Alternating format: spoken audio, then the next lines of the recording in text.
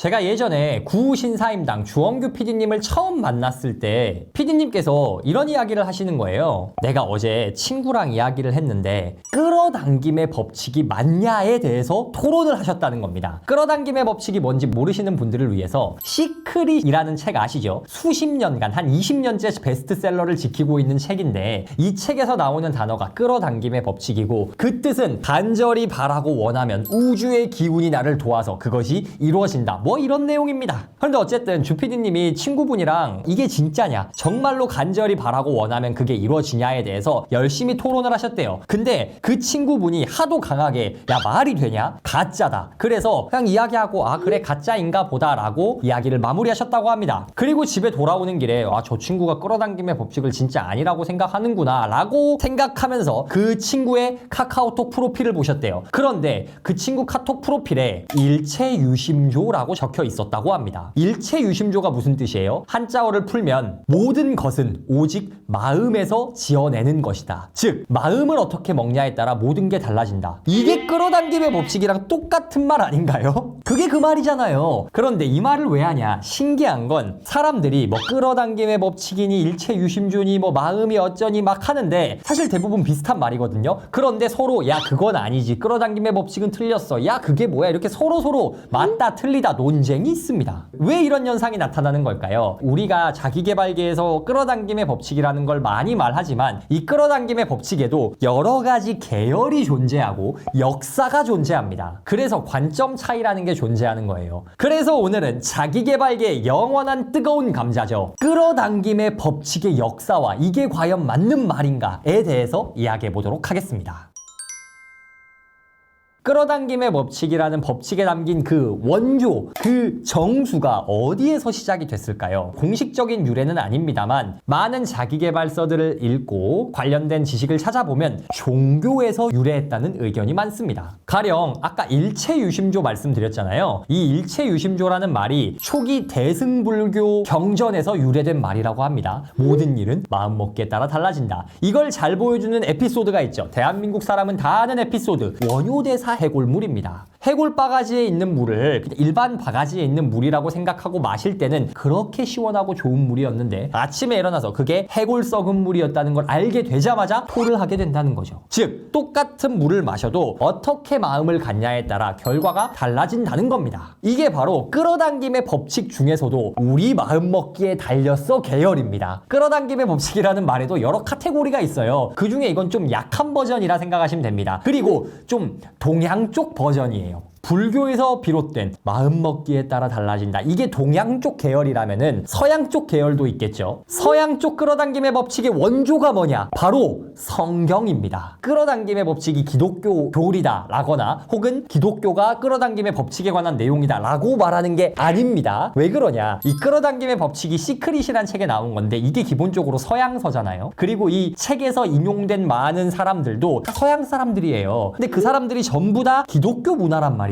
그래서 문화 자체가 기독교 문화다 보니 이 끌어당김의 법칙이라는 자기계발 관련 내용 아이디어도 성경에서 가져온 게 많은 겁니다. 그럼 성경에 어떤 내용이 있길래 끌어당김의 법칙 이런 게 나오냐? 성경에 이런 구절이 나옵니다. 구하라 그러면 너희에게 주실 것이요, 찾으라 그러면 찾아낼 것이요, 문을 두드리라 그리하면 너희에게 열릴 것이니, 이런 구절이 나옵니다. 또 무슨 말도 나오냐? 믿는 자에게 능치 못함이 없다, 이런 말이 나옵니다. 자, 다시 한번 강조드리지만 성경에서 말하는 이 내용이 우리가 상상하면 부를 얻을 수 있고 이런 끌어당김에 말하는 내용이랑 달라요. 근데 유래가 여기라는 겁니다. 왜? 서양 사람들이 이 기독교 문화를 가지고 있다 보니까 자기개발적 아이디어도 다 여기서 얻는 거예요. 성경에서 말하는 건 유일신, 하나님에게 구하면은 우리 인생이 하나님의 뜻 안에서 아름답게 펼쳐질 거다, 뭐 이런 내용인데 그걸 말하려고 하는 건 아니고, 자기개발하는 사람들, 끌어당김의 법칙을 주창한 사람들은 어디서 아이디어를 가져왔냐? 성경에서 신, 하나님이라는 존재를 어떤 다른 초월적인 존재 혹은 우주의 기운 이런 걸로 바꿀 수 있지 않겠냐? 좀 신을 안 믿는 사람들이, 우리가 신을 믿진 않아도 뭔가 간절히 바라고 기도하면 이루어지는 건 맞는 것 같아. 그러면 우리는 신이라는 존재 대신에 우주의 기운이 우리를 도와준다고 하자. 이게 바로 시크릿이라는 책에 담긴 내용입니다. 끌어당김의 법칙이라고 말하는 그 모든 자기계발 이론들, 혹은 그렇게 부르지 않더라도 현대 자기계발 이론은 전부 다 여기서 출발합니다. 믿고 간절히 바라면 이루어진다는 이 아이디어를 이제 좀 매운맛으로 푸는 사람들이 있고요. 일반적인 상식선에서 푸는 사람들이 있고요. 순한 맛으로 푸는 사람들이 있는 거예요. 매운맛은 어떤 계열이냐? 끌어당김의 법칙 책 쓰신 분들 중에 밥 프록터, 존 아사라프 이런 저자들이 있습니다. 밥 프록터의 책은 제가 전에도 소개한 적이 있습니다. 그런데 이런 분들 책을 읽어보면 진짜로 이런 단어들이 나옵니다. 주파수. 내가 간절히 바라면 내 생각의 주파수와 이 우주의 주파수가 일치하면서 모든 우주의 영험한 기운이 나를 도와줄 것이다. 이거 좀 매운맛이잖아요. 이거 좀 종교 같잖아요. 어떻게 보면 사이비 종교 같잖아요. 이게 끌어당김의 법칙 매운맛 버전. 조금 더 현실적이고 대중에게 편한 내용으로 받아들인 게 뭐예요? 나폴레온 힐의 생각하라 그리고 부자가 되어라. 이걸 조금 더 현실적이고 좀 종교 느낌 빼고 그냥 상식적인 선에서 풀어보자 라고 한 사람들이 누구예요? 내 안에 잠든 거인을 깨워라의 토니 로빈스. 토니 로빈스 같은 자기계발 구루들인 거고, 조금 더 학문적인 근거를 해보자, 심리학적으로 풀어보자 라고 했던 사람이 누구예요? 데일 카네기, 윌리엄 제임스 이런 사람들인 겁니다. 그러니까 이걸 매운맛으로 표현했든 순한맛으로 표현했든 이 끌어당김의 법칙에 관련된 믿으면 이루어진다라는 큰 아이디어는 전부 동일한 겁니다. 거의 모든 자기계발서는 이 근본에서 출발합니다. 자, 그렇다면 이 끌어당김의 법칙이 한국에 오면 어떻게 됐을까요? 한국에서도 마찬가지로 매운맛이 있고 순한맛이 있고 이렇게 말하는 사람이 있고 저렇게 말하는 사람이 있습니다. 자, 예를 들어 볼까요? 주파수, 아까 우주의 기운 이런 건 조금 신비로운 분위기를 자아내지 않습니까? 상상을 하고 그림을 그리면 이루어지고 간절히 되뇌고 막 이런 고상한 분위기로 끌어당김의 법칙을 풀어내는 분들이 계십니다. 바로 이 유튜브에 말이죠. 그게 누구예요? 하와이 대저택님 같은 분이 아주 고급지고 고상하게 이런 신비한 내용을 풀어내고 계시죠. 하와이 대저택님만 그러냐? 아니죠. 켈리 최 회장님도 마찬가지입니다. 시각화라고 하시잖아요. 눈을 감고 구체적으로 내가 잘 되고 인생이 잘 풀리는 모습을 상상하라 이런 내용을 웰싱킹에 담으셨습니다. 그런데 반대로 어떤 사람들도 있냐? 야, 그거 너무 종교적으로 느껴진다. 그거 너무 근거가 없다. 이거를 뇌과학적으로 풀어보자. 뇌과학적으로 풀면 어떻게 되냐? 우리가 상상을 하고 책을 읽는 식으로 간접 경험을 하면 우리 뇌에 거울 뉴런이 작동해서 뇌 시냅스 구조가 변하고 이런 식으로 뇌과학적으로 이런 끌어당김의 법칙, 생각하면 바뀐다. 근데 그게 왜 바뀐다? 뇌가 바뀌기 때문에 바뀌는 것이다. 이런 식으로 뇌과학적으로 푸는 사람이 있죠. 누구죠? 자청님이죠. 그 중간 단계도 있습니다. 너무 시니컬하고 차갑게 이성적으로 하는 것도 좀 그렇고, 그렇다고 너무 감성적으로 가는 것도 좀 그래. 그래서 나는 좀 현실적인 내용이지만 이거를 좀 좋은 감성으로 풀어낼래 하는 사람은 누구예요? 드로우 앤드류. 드로우 앤드류 님도 막 아침 긍정 학원 이런 거 하시잖아요. 그런데 이게 너무 막 종교처럼 혹은 막 우주의 기운 이렇게 느껴지지 않잖아요. 조금 결이 다른 사람도 있습니다. 야, 나는 끌어당김 법칙 뭐 이런 것까진 모르겠고 그냥 생현실주의. 나는 완전 현실적으로 볼 거다. 그런데 현실적으로 보는데 내가 바라고 열심히 살면 간절히 바래서 된 게 아니라 열심히 노력을 현실에서 하면은 결국 되긴 되더라. 이런 현실주의 누구예요? 주원규 PD님. 또 다른 결도 있습니다. 간절히 바라면은 이유는 모르겠는데 어쨌든 잘 되긴 잘 되더라. 야, 그래서 나는 어떻겠냐? 이유는 모르겠고 이성적으로 나는 이해가 안 되는데 그렇지만 100번씩 쓰면서 해봤어. 근데 되더라. 이게 누구예요? 돈의 속성 김승호 회장님입니다. 자, 그래서 결론이 뭐냐? 간절히 바라면 이루어진다라는 이 메인 아이디어를 사람들이 여러 가지 개념, 여러 방식으로 설명을 합니다. 누군가는 이걸 끌어당김의 법칙이라 말하기도 하고요. 뇌가소성이라 말하기도 하고, 일체유심조, 우주의 기운, 혹은 종교에서는 은혜, 열반 뭐 이런 식의 다양한 단어를 사용해서 표현하곤 합니다. 그런데 결국 이 아이디어의 출발점이 뭐라고요? 믿는 대로 된다. 재밌는 건 사실 다 똑같은 소리 하고 있는 건데 간혹 서로 너 그건 틀렸어 라고 삿대질하면서 싸우는 경우가 있어요. 그렇지만 그 안에 담긴 근본적인 아이디어는 동일하고, 이 아이디어는 수십 년 동안 혹은 수백 년, 수천 년 동안 변하지 않았습니다. 그래서 시크릿이라는 끌어당김의 법칙을 주장한 책이 20년 넘는 기간 동안 베스트셀러 자리를 지킬 수 있는 겁니다. 자, 그러면 우리는 어떻게 해야 될까요? 그래서 나는 무엇을 믿어야 하냐? 끌어당김의 법칙을 믿냐? 뇌과학을 믿냐? 우주의 기운을 믿냐? 이게 중요한 게 아니다. 그럼 뭐가 중요하다? 어떤 것을 믿든 믿는 대로 된다는 겁니다. 여러분이 나는 끌어당김의 법칙 맞는 것 같아, 우주의 기운이 있어 라고 믿으면 우주의 기운이 있는 것처럼 여러분이 살게 됩니다. 나는 신이 존재하는 것 같아, 나는 그래서 신 앞에서 깨끗하게 살 거야 라고 생각하면 신이 있는 것처럼 살게 됩니다. 무엇을 믿든 여러분 인생은 그 방향으로 가게 될 겁니다. 그런데 이게 꼭 좋은 방향으로만 작용하냐? 아니에요. 나는 안 될 거야 라고 믿으면 인생이 잘 안 풀릴 수밖에 없습니다. 나는 뭘 해도 안 돼 라고 진심으로 믿으면 진짜 뭘 해도 안 될 겁니다. 그렇다면 기왕이면 뭐 끌어당김의 법칙에서 어느 정도 강도의 법칙을 믿네 이게 아니라 기왕이면 뭐가 됐든 긍정적인 걸 믿어보자. 이 정도면 믿을 수 있어 라고 납득이 가는 것에서 내 인생을 최대한 긍정적으로 바꿀 수 있는 걸 믿어보자. 왜? 좋든 나쁘든 믿는 대로 인생이 된다는 건 수십 년, 수백 년, 수천 년 동안 변한 적이 없는 말이니까. 기억하세요. 세상은 내가 믿는 대로 펼쳐집니다. 어떤 관점으로 세상을 바라보고 살지는 여러분의 선택입니다. 전교 1등이 아니어도 못생겨도 재능이 없어도 성공하는 사람들이 있습니다. 그 방법을 제가 오늘 알려드리겠습니다. 우리는 성공하려면 1등이 되어야 한다고 생각합니다. 입시 위주의 경쟁 교육을 받다 보니 생긴 부작용이라고 할 수 있겠죠. 물론 1등들은 성공하는 경우가 많습니다. 그리고 그 1등 중에 상당수는 압도적인 재능을 타고나는 경우도 있습니다. 이들이 성공하는 건 어쩔 수가 없습니다. 그냥 현실로 받아들여야 하는 거죠. 그런데 여기까지는 문제가 안 되는데 문제는 언제 생기냐? 천재가 아닌 사람이 성공하고 싶다고 말할 때 생깁니다. 그 말하는 것 자체가 문제가 아니라 누군가 재능이 없고 천재가 아닌데 성공하고 싶다 하면 대부분의 사람들은 비웃습니다. 다른 사람이 비웃는 것뿐만 아니라 스스로 비웃는 경우도 많아요. 야, 내까짓 게 뭘, 이렇게 생각하는 경우가 많습니다. 그런데 이 비웃음을 뚫어내고 성공하는 사람들이 세상에는 분명히 존재합니다. 오늘은 그 사람들의 비밀을 더 시스템이라는 책을 참고해서 소개해 드리도록 하겠습니다. 바로 시작합니다. 천재가 아님에도 비웃음을 사면서도 성공하는 사람들의 비밀은 뭐냐? 한마디 키워드로 정리할 수 있습니다. 그건 바로 결합입니다.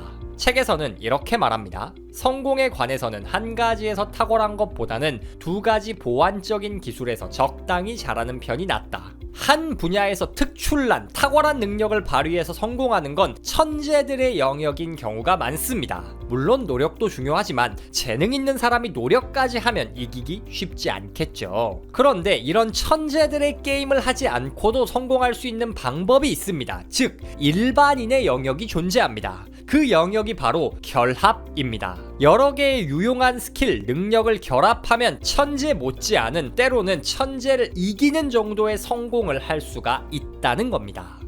여러 능력을 결합하면 되는구나, 아무거나 결합하면 되겠네 싶을 수 있는데 물론 그건 아니겠죠. 세상에는 간혹 진짜 아무짝에도 쓸모없는 능력이 있을 수도 있습니다. 물론 대부분의 능력은 쓸모가 있지만요. 그렇지만 익혔을 때 조금 더 도움이 될 확률이 높은 사회에서 인정받기 쉬운 영역과 능력들은 분명히 존재합니다. 더 시스템에서는 그런 능력들을 정리해서 알려줍니다. 사람 앞에서 말하기, 심리학, 글쓰기, 회계, 디자인, 화술, 수줍음 극복, 제2외국어, 골프, 설득력, 결단력, 에너지, 또라이 기질, 테크, 발성 능력입니다. 물론 이런 능력들만 중요하다는 건 아닙니다. 그러나 방금 제가 말씀드린 능력 중 몇몇을 갖추면 사회에서 성공할 확률이 굉장히 높다는 거죠. 이런 여러 가지 능력을 섞으면 어떤 결과가 발생하냐? 여러분이 다 아는 분으로 설명을 해보도록 하겠습니다. 심리학자 김경일 교수님 아시죠? 정말 훌륭하신 심리학자고 훌륭하신 메신저입니다. 그런데 김경일 교수님이 우리나라 심리학 교수님 중에 가장 똑똑하신 분일까요? 가장 심리학 지식이 많은 분일까요? 제가 잘 모르지만 아마 아닐 확률이 높습니다. 왜냐? 세상에는 항상 특정 분야에 정말 말도 안 되는 미친 실력을 가지고 있는 또라이들이 존재하거든요. 그렇지만 우리는 심리학자 누구 알아? 라고 하면 김경일 교수님을 가장 먼저 떠올립니다. 왜냐? 교수님은 심리학 지식도 갖추셨지만 화술도 갖추셨기 때문이죠. 즉 결합을 했더니 단순히 심리학 지식이 많은 사람들을 이기는 그런 성공을 할 수 있었다는 겁니다. 자기계발계에서 유명한 자청님은 어떠실까요? 자청님이 우리나라에서 글을 제일 잘 쓸까요? 말을 제일 잘할까요? 사업을 제일 잘할까요? 전부 다 아닙니다. 그렇지만 자청님은 적당한 글쓰기 능력, 말하기 능력, 심리학 지식 이런 것들을 결합했더니 지금의 자기계발의 아이콘이 될 수 있던 겁니다. 경제 유튜버 슈카님은 어떨까요? 슈카님이 경제 지식을 대한민국에서 가장 많이 알고 계신 분이 아닙니다. 업계에 종사하며 쌓은 평균 이상의 경제 지식과 거기에 화술, 또라이 기질까지 섞었더니 200만이 넘는 유튜버가 될 수 있었던 거죠. 즉 이렇게 사회에서 유용하다 인정받는 여러 가지 능력을 조금씩 갖추고 결합하면 압도적인 결과를 낼 수가 있습니다. 오히려 한 우물만 끝까지 파는 것보다 여러 능력을 적당히 길러서 결합하는 게 더 성공 확률이 높기도 합니다. 그렇다면 어떻게 해야 이러한 기술들을 키울 수 있을까요? 책에서 굉장히 여러 가지 능력들을 제시했지만 제가 개인적으로 생각하기에 가장 중요하다 생각되는 3가지 능력 키우는 법을 알려드리도록 하겠습니다. 첫 번째, 사람 앞에서 말하기입니다. 대학 교수님들 중에 여러분이 아는 대한민국 국민 누구나 아는 사람들이 있습니다. 심리학 하면 김경일 교수님, 육아 하면 오은영 박사님, 과학 하면 정재승 교수님 등이죠. 이런 분들의 특징 전부 말을 잘하십니다. 1대1로 말하는 것뿐만 아니라 1대 다수로 사람들 앞에서 굉장히 말을 잘하십니다. 이런 분들이 유명해지고 성공할 수 있었던 이유가 뭐냐? 일단 말을 잘하면 대중에게, 수많은 사람들에게 나를 보일 수가 있죠. 사람들은 눈에 자주 보이는 사람을 기억하기 마련입니다. 말을 잘하면 사람들 앞에 설 기회가 많고, 사람들 앞에 자주 서다 보면 사람들이 특정 분야를 떠올렸을 때 저 사람 하고 떠올릴 수 있는 대명사화가 될 수 있습니다. 대명사화가 되면 그 시장에서 발생하는 이익을 독점하게 됩니다. 육아 관련된 시장이 뜰 때 가장 큰 수혜를 받으실 분은 오은영 박사님입니다. 왜냐? 육아 지식이 필요할 땐 가장 먼저 오은영 박사님 유튜브를 찾아보거나 오은영 박사님이 쓴 책을 읽을 것이기 때문이죠. 그렇기에 사람들 앞에서 말을 잘하면 그 분야의 대명사가 돼 성공할 확률이 굉장히 커집니다. 그럼 어떻게 해야 사람들 앞에서 말을 잘할 수 있을까요? 여러 가지 스킬이 있겠지만 한석준의 말하기 수업이라는 책에서는 가장 중요한 핵심 키워드를 제시합니다. 그건 바로 자신감입니다. 논리력이 조금 부족하더라도 자신감 넘치는 사람은 말을 잘해 보이기 마련입니다. 그러면 어떻게 해야 자신감을 키울 수 있냐? 가장 빠르고 좋은 방법은 칭찬입니다. 어릴 때부터 부모님이나 일가 친척에게 칭찬을 받으며 자란 아이는 자신감이 넘치기 마련입니다. 반대로 칭찬받지 못하고 구박받고 자란 아이는 자신감이 떨어질 확률이 높습니다. 그런데 어린아이야 그렇다 치고 우리는 이미 성격 형성이 끝나버린 어른들이잖아요. 그럼 어른들에게 칭찬을 하면 자신감이 올라가냐? 네, 그렇습니다. 어른들도 칭찬을 통해 충분히 자신감을 키울 수 있습니다. 그런데 안타까운 점은 어른들은 아이들에 비해 칭찬받을 기회가 적다는 것이죠. 더 시스템에서는 이렇게 말합니다. 아이들은 잦은 비난과 칭찬에 익숙하지만 어른들은 가정과 직장에서 비난만 받을 뿐 칭찬을 받는 경우가 거의 없다.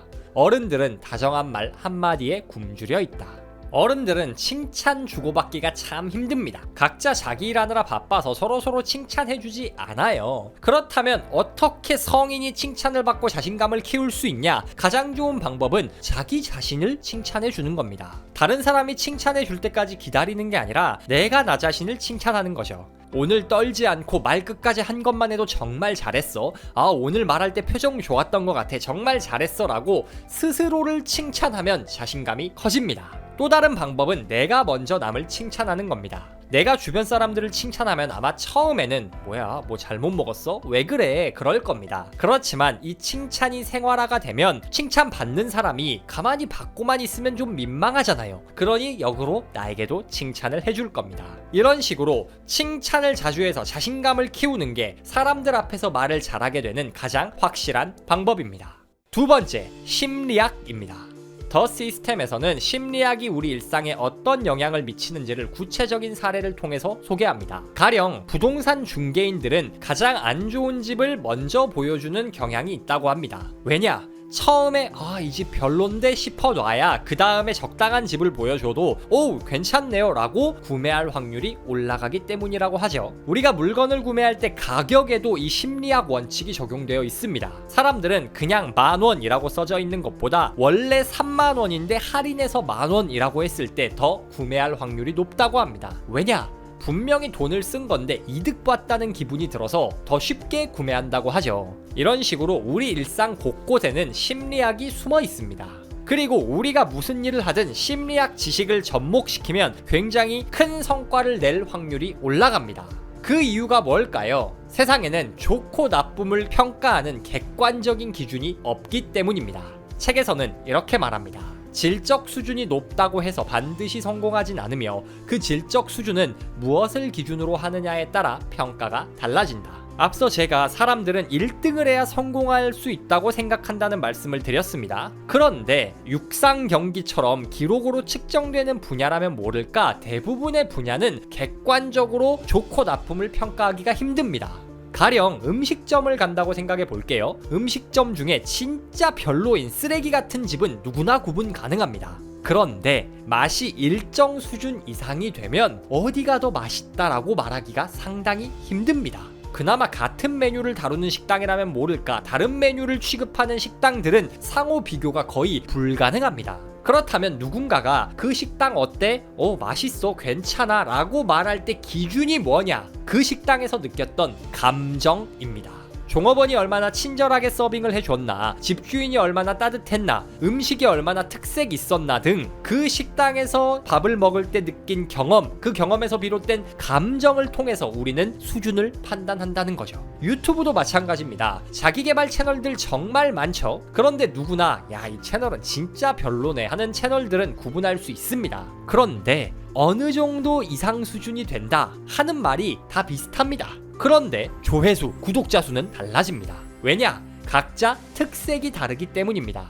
여러분이 많이 좋아하시는 하와이 대저택님 생각해 볼까요? 하와이 대저택님은 특유의 신뢰감 있는 목소리와 진중함으로 콘텐츠를 만드십니다. 그러니 콘텐츠 보는 사람 누구나 이 사람 뭐 있다 라는 생각을 심어주게 되죠. 그래서 하와이 대저택님이 일종의 마인드 전문가로 포지셔닝이 되는 겁니다. 자청님도 마찬가지입니다. 자청님도 콘텐츠에서 자주 강조하시는 게 심리학입니다. 심리학을 알면 이건 그냥 당연한 거예요 라는 식으로 강하게 말씀을 하십니다. 그러니 그 영상을 보는 사람들이 맞네, 저 사람 뭐 좀 있나봐 라고 더 신뢰하게 되는 거죠. 그런데 하와이 대저택님이나 자청님이 말하는 내용을 똑같이 다른 채널에서 해도 조회수가 그만큼 안 나옵니다. 왜냐? 보는 사람들에게 이 사람 진짜 찐이다, 이 사람 정말 훌륭하다 라는 감정을 심어주지 못하기 때문이죠. 그리고 그런 감정은 어떻게 심을 수 있다? 심리학 지식을 알아야 섞을 수 있다는 겁니다. 그러니 여러분이 어떤 일을 하든 심리학을 공부하고 심리학적 요소를 섞어보세요. 똑같은 말을 하고 똑같은 물건을 팔아도 사람들이 훨씬 더 좋은 반응을 보인다는 걸 경험하실 수 있을 겁니다. 마지막, 글쓰기입니다. 요즘 문송합니다 라는 말이 나올 정도로 이과의 시대죠. 그런데 저는 그렇게 생각하지 않습니다. 지금은 문과의 시대예요. 왜냐? 콘텐츠의 파급력이 높기 때문입니다. 그리고 그 콘텐츠들의 원형, 근본이 뭐냐? 바로 글쓰기입니다. 전문 지식이 아무리 많아도 그걸 잘 전달하지 못하는 사람들이 많습니다. 그런데 내가 아무리 뛰어나도 사람들이 알아주지 않으면 어떻게 돈을 벌고 어떻게 성공하겠어요? 그런데 글쓰기를 잘하면 더 많은 사람에게 시간과 공간을 뛰어넘어서 나의 지식과 노하우를 전할 수가 있습니다. 그러니 문과를 가라는 말이 아니라 글쓰기가 그만큼 중요하다는 거죠. 이과가 글쓰기 잘하면 그것도 엄청나게 좋습니다. 글쓰기를 하라 그래서 누구나 작가가 되고 크리에이터가 돼야 되는 건 아닙니다. 그냥 직장 생활을 해도 글쓰기는 정말 중요합니다. 내가 아무리 일을 잘해요. 그런데 보고서를 못 씁니다. 상사가 내가 일을 잘하는지 알 방법이 없습니다. 다른 사람들이 내가 얼마나 일을 잘하는지를 볼 수 있게는 해놔야 언젠가는 인정을 받지 않겠어요? 그렇다면 내 능력을 사람들에게 보여주는 가장 좋은 방법이 뭐다? 바로 글쓰기라는 거죠. 물론 말하기도 포함되지만 말하기는 영상으로 찍어놓지 않는 이상 사라집니다. 그런데 글은 영원히 남죠. 그러니 글쓰기 역량을 키워야 합니다. 그렇다면 어떻게 해야 글을 잘 쓸 수 있나? 제가 가장 핵심적인 두 가지만 알려드리겠습니다. 첫 번째, 불필요한 단어를 빼고 간결하게 말하셔야 합니다. 글쓰기의 가장 중요한 핵심은 불필요하고 의미 없는 단어를 최대한 많이 제거하는 것입니다. 자, 방금 제가 한 문장, 글쓰기의 가장 중요한 핵심은 불필요하고 의미 없는 단어를 최대한 많이 제거하는 것입니다 라는 이 문장에도 쓸데없는 게 많습니다. 쓸데없는 군더더기 다 제거해 볼게요. 그러면 이것만 남습니다. 글쓰기의 핵심은 불필요한 단어를 제거하는 것입니다. 이것만 있으면 돼요. 굳이 가장 중요한 이런 말 할 필요 없습니다. 핵심이라는 말이 다 그 내용을 담고 있어요. 불필요하고 의미 없는 단어라고 할 필요가 없죠. 그냥 불필요한이라고만 하면 끝납니다. 불필요하면 당연히 의미가 없겠죠. 최대한 많이, 그런 말도 할 필요 없습니다. 핵심이 아니니까요. 이런 식으로 쓸모없는 군더더기를 다 빼도 의미 전달은 다 됩니다.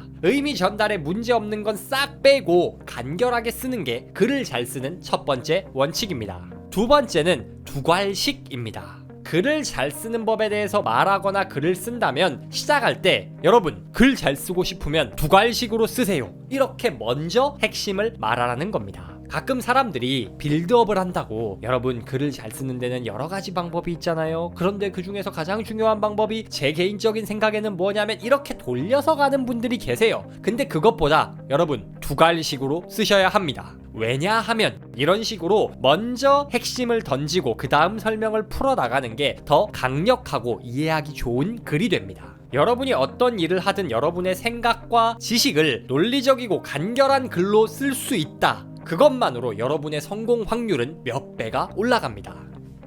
1등이 아닌데 천재가 아닌데 성공하겠다라고 말하면 사람들은 비웃습니다. 그런데 세상에는 그 비웃음을 뚫고 성공하는 사람들이 분명히 존재합니다. 그들의 비밀은 바로 결합입니다. 한 가지 분야에서 최상급 레벨을 찍을 필요 없습니다. 적당한 수준의 능력 여러 개를 결합하면 승리 확률이 훨씬 더 올라갑니다. 그런 능력들은 사람 앞에서 말하기, 심리학, 글쓰기 등입니다. 이외에도 여러 가지가 있습니다. 여러분이 개발할 수 있고 잘할 수 있는 몇 가지 능력을 정하세요. 그리고 그 분야에 대한 책을 읽고 연습을 통해 상위 25% 수준이 되도록 능력을 끌어올리세요. 여러분의 전공 분야와 그 능력들을 결합할 때 여러분은 압도적인 성공을 하실 수 있을 겁니다.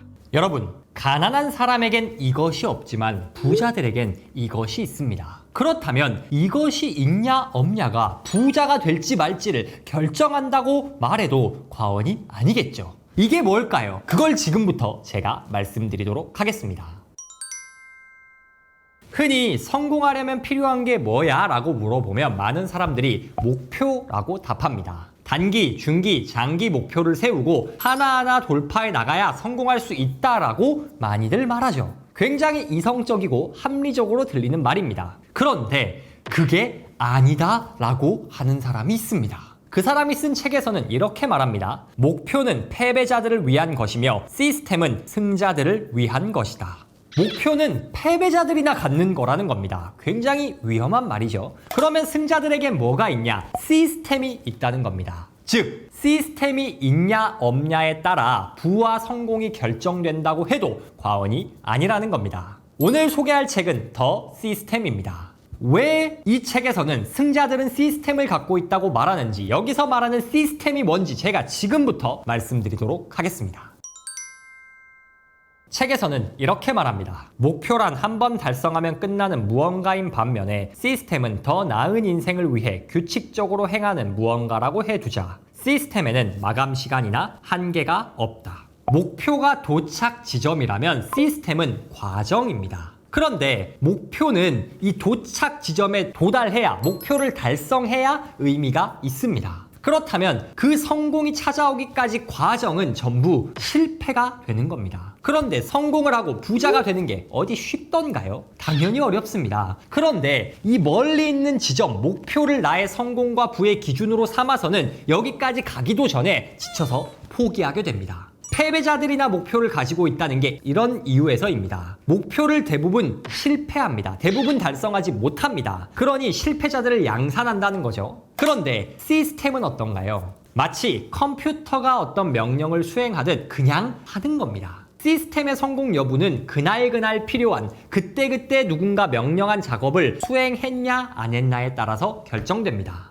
목표를 이루는 것에 관계없이 100억 부자가 됐냐 못 됐냐에 상관없이 오늘 내가 돈을 벌었는가, 오늘 내가 부자가 되기 위해 필요한 노력을 했는가, 이것으로 성공과 실패를 구분하게 된다는 거죠. 그렇다면 매일매일 좋은 시스템을 반복하는 게 성공이 됩니다. 그러면 이 성공이 쌓이면 어떻게 되냐? 사람이 자신감이 생깁니다. 자신감이 생기면 어떻게 될까요? 더 대담하게 도전하게 되고 결과적으로 성공하고 부를 얻을 수 있는 확률이 올라가게 됩니다. 최고의 장점은 성공을 시스템으로 정의하면 지속성이 생긴다는 겁니다. 성공할 때까지 반복할 수 있는 힘이 생긴다는 거죠.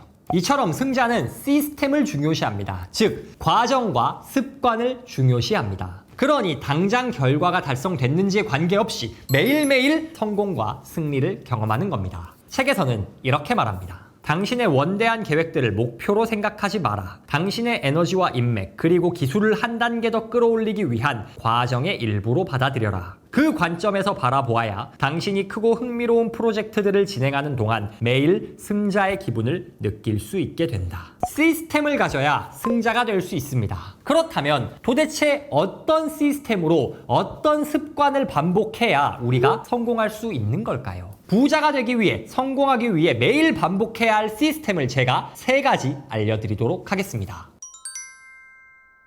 첫 번째, 운동입니다. 운동이 좋다는 거 모르시는 분은 아마 없을 겁니다. 모두 운동 좋은 거 알고 운동해야 되는데 라고 생각합니다. 정확히는 생각만 합니다. 그리고 실천하지 못합니다. 왜 운동에 실패하는 걸까요? 운동에는 의지력이 들어가기 때문입니다. 왜 의지력이 들어가냐? 운동을 목표로 삼아서 그렇습니다. 가령 5kg를 완주해야지, 10kg를 완주해야지, 100kg를 들어야지 이런 식의 목표를 설정하고 운동을 하기 때문에 이걸 달성하기 위해선 엄청난 의지력이 들어가게 되는 겁니다. 그리고 이 의지력이 들어가는 순간 실패 확률이 엄청나게 올라가겠죠. 그렇다면 운동을 잘하는 사람들은 어떻게 하냐? 운동을 목표로 삼지 않습니다. 시스템으로 삼습니다. 시스템으로 삼는다는 말의 의미는 의지력이 필요 없는 혹은 아주 조금 필요한 일을 한다는 겁니다. 가령 달리기 운동이 하고 싶어요. 그럼 처음부터 나가서 몇 킬로 뛰어야지, 30분 뛰어야지 이게 아닙니다.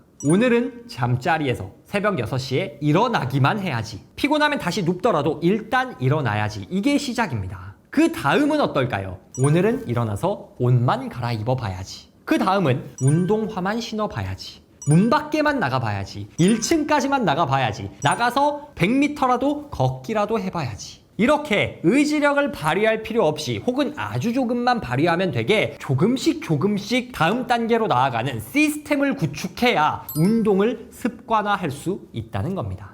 그리고 또 중요한 게 있습니다. 시스템은 끊어져선 안 됩니다. 간헐적으로 한 달에 한 번 했다, 일주일에 한 번 했다 이렇게 끊어서 운동을 해서는 이건 목표가 되게 됩니다. 그러나 매일매일 당연하게 하는 행동이 되면 이건 시스템이 되겠죠. 운동은 인생을 가장 드라마틱하게 바꿀 수 있는 좋은 시스템입니다. 그 운동을 시스템화하기 위해서는 의지력을 정말 조금만 발휘해도 할 수 있도록 작게 나눠서 운동 계획을 세우시고 매일 꾸준히 반복하시면 됩니다.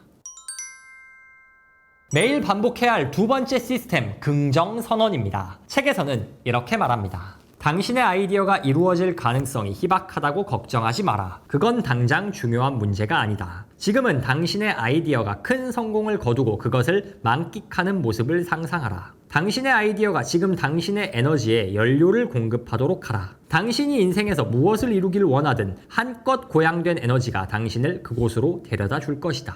더 시스템의 저자인 스콧 애덤스는 딜버트라는 직장생활 풍자 만화의 저자입니다. 그런데 직장 생활을 풍자한다 그러고 책 제목도 시스템이다 보니 굉장히 이 사람이 이성적이고 합리적인 사람이 아닐까 하는 느낌이 듭니다. 그런데 그런 사람이 뭐라고 말하냐면 긍정선언을 하라는 겁니다. 긍정선언이 뭐예요? 나는 잘 될 것이다. 나는 성공할 것이다. 부와 성공이 날마다 찾아온다. 이런 긍정적인 확언을 하라는 거 아닙니까? 이렇게 말하면 말하는 대로 이루어진다. 굉장히 비이성적으로 들립니다. 그럼에도 불구하고 이런 이성적일 것 같은 사람이 비이성적인 선언을 하라고 해요. 왜냐? 그 이유는 자기도 모른다고 말합니다. 모른다는 게 뭐냐? 분명히 효과가 있다. 긍정선언을 했을 때 내 인생이 드라마틱하게 바뀌더라. 그런데 이게 왜 그러는지는 나도 모르겠다는 겁니다. 책에서는 이렇게 설명을 합니다. 원시인에게 스마트폰을 준다고 가정을 해보자. 그런데 원시인에게 스마트폰 작동 원리를 가르치려고 하면 이해를 못할 것이다. 그러나 단순하게 카메라 켜는 법, 문자 보내는 법, 단순히 반복할 수 있는 습관은 교육시키면 어떻게든 할 것이다.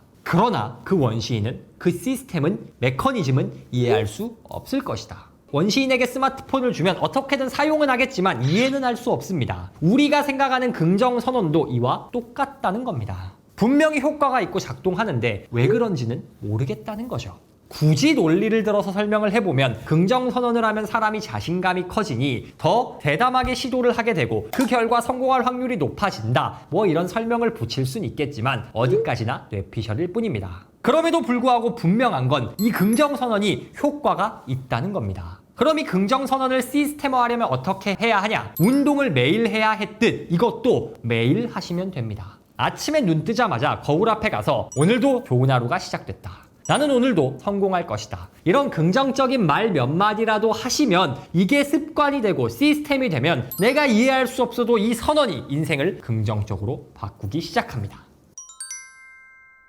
부자가 되기 위해 가져야 하는 마지막 시스템, 선택지 줄이기입니다. 인간은 선택지가 너무 많으면 괴로워합니다. 점심 메뉴 고민만 생각해 봐도 바로 알 수 있습니다. 먹을 게 너무 많아요. 먹고 싶은 것도 너무 많고 모든 팀원이 다른 걸 먹고 싶다 이야기합니다. 이러면 선택이 정말 괴롭습니다. 그런데 그냥 야 오늘은 이거 가라고 누가 말해주면 선택이 편하죠. 옷 입는 것도 마찬가지입니다. 그래서 선택의 고민이 너무 괴롭기 때문에 이걸 피하려고 많은 현대인이 똑같은 옷을 반복해서 입거나 메뉴판을 정해서 밥을 먹거나 이렇게 실천하곤 하죠. 그런데 이게 꼭 점심이나 옷을 고르는 것과 같은 일상적인 습관에만 적용되는 건 아닙니다. 내가 무슨 일을 해서 먹고 살지 같은 진로 선택의 문제에도 적용이 돼요. 해야 할 일이 너무 많으면, 하고 싶은 일이 너무 많으면 사람이 괴로워집니다. 제가 그랬습니다. 유튜브 시작하기 전에 블로그 할까, 유튜브 할까, 부동산 투자를 할까, 주식을 할까 이것저것 선택지가 너무 많은 거예요. 그러니 너무 괴로웠습니다. 요즘 젊은 세대 2030이 힘들어하는 이유가 이겁니다. 직장만으로는 감당이 안 될 것 같아서 이것저것 해보고 싶은데 세상에 좋아 보이는 게 너무 많아. 유튜브가 좋아 보이는데 그 안에서도 유튜브의 주제가 너무 다양해. 다 좋아 보여. 그러니 뭐를 해야 할지 갈팡질팡 하는 겁니다. 그러니 이 고민을 덜고 싶다면 우리는 일상에서 선택지를 줄이는 습관을 가져야 합니다. 그것을 시스템화해야 합니다. 그 일을 어떻게 할 수 있을까요? 그 방법은 바로 규율입니다. 규율이라고 하면 굉장히 딱딱한 느낌이 듭니다. 그런데 흔히 사람들은 규율이라고 하면 답답하고 나를 제약하는 것 같다고 생각하지만 실제로는 규율이 자유를 만듭니다. 내가 오늘 어떤 시간에 무엇을 할지 모든 일이 정해져 있으면 사람은 고민하지 않습니다. 그러니 괴롭지 않고 오히려 더 자유를 느낍니다. 매일매일 작은 것을 선택할 필요가 없으니 뇌 자원을 아껴서 정말 중요한 일에 내 에너지를 쏟을 수도 있겠죠. 그러니 일상에서 규율을 만드세요. 나는 아침에 눈 뜨자마자 이것을 한다. 저녁에 자기 전엔 이것을 한다. 업무를 시작하기 전에는 중요한 일만 쓰고 나는 이것부터 한다라는 규칙을 세워서 우리가 딱히 고민하지 않더라도 뭐 하지? 뭐 먹지? 어떻게 살지? 고민하지 않더라도 그냥 반복 수행하면 되는 규칙을 세우라는 뜻입니다. 이 규칙을 세울 때 우리는 더 자유로워집니다. 더 자유로워지면 더 행복해지고 또한 성공할 확률도 올라갑니다. 가난한 사람에겐 목표가 있고 부자들에겐 시스템이 있습니다. 목표란 도착점이고 시스템은 과정입니다. 과정에서 성공하지 못하면 절대 목적지까지 도달할 수가 없습니다. 그러니 우리는 목표를 버리고 시스템을 가져야 합니다. 우리가 평생 가져야 하는 시스템이 있습니다. 그것은 바로 운동, 긍정선언, 선택지 줄이기입니다. 이 내용을 가지고 여러분의 인생의 시스템을 구축해 지금보다 훨씬 더 여러분이 원하시는 바를 모두 이루는 여러분 되시기를 진심으로 응원합니다. 여러분 열심히 살고 계신가요? 북토크 구독자님들은 워낙 자기계발 좋아하시는 분들이 많아 다들 열심히 살고 계실 거라 생각합니다. 유튜브에 재미있는 게 얼마나 많은데 바쁜 시간 쪽에 자기계발 채널 보시는 것만 봐도 얼마나 여러분이 열심히 살고 계신지 알 수 있습니다. 자, 질문을 바꿔보겠습니다. 열심히 사는 만큼 성공하고 계신가요? 열심히만 하면 인생 다 잘 풀리면 얼마나 좋겠냐마는 현실은 그렇지 않죠. 열심히 공부하고 투자했는데 손실만 보고 유튜브나 블로그도 해봤는데 조회수는 안 나오고 항상 바쁘게 일하는데 인생 달라지는 건 없고 열정 가득하고 분명 뭔가 하고 있는데 바뀌는 게 없어 답답할 때가 참 많습니다. 그럴 때 우리는 노력 부족을 탓합니다. 진짜 열심히 하지 않아서 그래. 그 정도 가지고는 안 돼 라며 스스로 그리고 서로 채찍질을 합니다. 과연 노력 부족 때문일까요? 집안이 여유롭지 못해 알바 과외 뛰면서 시간 쪼개 공부하고 월급만으론 가족 건사할 수 없어 대리운전 배달 투잡 뛰고 절약밖에 할 수 있는 게 없어 무지출 챌린지 하고 그 와중에 조금이라도 성장해보고자 책 읽고 이런 자기계발 영상 찾아보고 할 만큼 하는 거 아닌가요? 이쯤 됐으면 다시 한번 생각해 봐야 합니다. 정말 노력이 부족한 걸까요? 아닙니다. 우리 몸, 즉 하드웨어 더 빡세게 굴린다고 인생 달라지지 않습니다. 중요한 건 소프트웨어입니다. 아무리 좋은 컴퓨터에도 윈도우 11이 아니라 윈도우 98을 깔아놓으면 써먹을 수 없습니다. 성공하려면 성공에 걸맞는 소프트웨어를 장착해야 합니다. 성과를 결정하는 이 소프트웨어는 다른 말로 무의식입니다. 무의식을 안 바꾸면 아무리 노력해도 인생 안 바뀝니다. 이 영상에서는 성공을 위해 우리가 바꿔야 할 무의식은 무엇이며 어떻게 해야 무의식을 바꿀 수 있는지 제대로 알려드리겠습니다. 정말 알찬 내용으로 준비했습니다. 기대되신다면 구독, 좋아요 부탁드립니다. 시작합니다. 당장 바꿔야 할 첫 번째 무의식, 자의식 과잉입니다. 역행자 저자 자청님은 이렇게 말합니다. 대부분의 사람들이 인생에서 완전한 자유를 얻지 못하는 이유는 무엇일까? 가장 근본적인 원인은 과잉 자의식이라 생각한다. 아무리 성공한 사람이 옆에 있어도, 아무리 좋은 책을 눈앞에 두어도, 방법을 떠먹여줘도 소용없다. 대다수는 자의식을 보호하기 위해 온갖 방어 기제로 일생일대 정보를 쳐낸다. 사람들은 각자 환경과 경험에 따라 자의식을 형성합니다. 사람은 나이 들수록 고집이 세지고 익숙한 환경을 벗어나려 하지 않습니다. 자의식이 고착화됐기 때문입니다. 고착화가 꼭 나쁜 건 아닙니다. 올바른 행동과 사고가 고착화되면 그건 좋은 습관이 되죠. 그러나 대부분 사람들은 성공을 막는 자의식이 고착화돼서 문제입니다. 성공을 막는 자의식이란 실패를 감추기 위해 펼치는 방어 기제를 뜻합니다. 누군가 성공했다는 소식을 접했을 때 쟤는 타고난 거야, 될 놈 되리지 뭐 같은 생각 한 적 있으신가요? 그게 바로 과잉 자의식입니다. 나는 재능이 없어, 투자는 위험한 거야, 인생은 수저발이야 등등 도전해보지도 않았으면서 조금 깔짝거리다 포기했으면서 실패를 감추기 위해 운 핑계를 대는 겁니다. 무의식이 이런 방어 기제들로 꽉 차 있으면 나는 앞으로 나가고 싶어 악셀을 밟아도 뇌가 사이드 브레이크를 겁니다. 그러니 성공을 위해선 자의식을 바꿔야 합니다. 분명 열심히 살아왔는데도 달라진 게 없다면 이대로는 안 된다 라는 걸 깨달아야 합니다. 도전을 막는 생각, 신념들이 무엇인지 파악하고 이를 버리는 게 무의식을 바꾸기 위한 첫 번째 열쇠입니다. 두 번째 바꿔야 할 무의식은 목표 없음입니다. 10배의 법칙 저자 그랜트 카도는 이렇게 말합니다. 대다수 사람은 인생에서 가장 중요한 목표 설정보다 식료품점에서 뭘 살지 계획하는데 더 많은 시간을 보낸다. 목표에 계속 집중하지 않는다면 다른 사람의 목표를 이루는 일만 도와주다 삶을 마치게 된다. 특히 목표 지향적인 사람의 삶에서 부속품 같은 역할을 하며 인생을 보내게 된다. 아무리 열심히 살아도 목표가 없으면 목적지를 정해놓지 않고 운전을 하는 셈입니다. 목적지가 없으면 아무 곳에도 도착할 수 없죠. 일상을 점검해 봅시다. 평상시 오늘은 이거 한다 라는 명확한 목표를 정해놓고 일하셨나요? 그냥 뭐 이거 해야 하고 저것도 해야 하고 생각만 하다 갑자기 자리가 지저분해 보여서 자리 정리하고, 그러다 갑자기 동료나 상사가 급하다며 던져준 일 처리하다 밥 먹고, 또 좀 일하다가 집에 식재료 떨어진 거 생각나서 로켓 프레쉬로 주문하고, 이제 진짜 일해야겠다 싶으면 어느새 퇴근 시간 돼서 아이 픽업하러 가고, 집에 오니 집이 지저분해서 집 정리 좀 하다 보면 하루가 끝납니다. 방금 말한 일들이 쓸모없다는 뜻이 아닙니다. 그러나 해야 될 일이라고 일 생기는 대로 닥치는 대로 하다 보면 인생이 바뀔까요? 절대 안 바뀝니다. 성공이란 명확한 목표의식을 가지고 필요한 행동을 반복할 때 찾아오는 행운입니다. 목표 없이 다른 사람이 던져주는 일만 처리하기 급급한 건 다른 사람의 목표를 위해 내 인생을 희생하는 겁니다. 그러니 분명 바쁘게 달렸는데 아무것도 바뀌는 게 없죠. 목표 없이 사라지는 대로 사는 습관을 버려야 합니다. 무의식에 목표를 명확히 새겨야 합니다. 잠시 후에 설명하겠지만 매일 목표를 읽고 쓰며 자다가도, 길을 걷다가도, 똥 싸다가도 목표가 생각나야 합니다. 그리고 아무리 바빠도 목표에 필요한 행동을 다른 일보다 먼저 해야 인생이 바뀝니다. 목표 없음이 디폴트가 된 무의식이 가장 위험합니다. 세 번째 바꿔야 할 무의식은 상황 탓입니다. 세계 최고 멘탈 트레이너 보도 셰퍼는 이렇게 말합니다. 우리는 어떤 변화를 원할 때 무심코 상황을 변화시켜야 한다고 생각한다. 하지만 무엇보다 먼저 자신이 변해야 한다. 자신을 바꾸지 않으면 아무것도 바뀌는 것이 없다. 유리한 상황이 오기까지 기다리는 사람이 부자가 되는 경우는 없다. 상황의 변화는 진정한 삶의 변화를 끌어내지 못한다. 상황의 유불리에 매달리지 말고 먼저 당신 자신이 변해야 한다. 내가 바뀌면 상황이 바뀌고 삶이 바뀐다.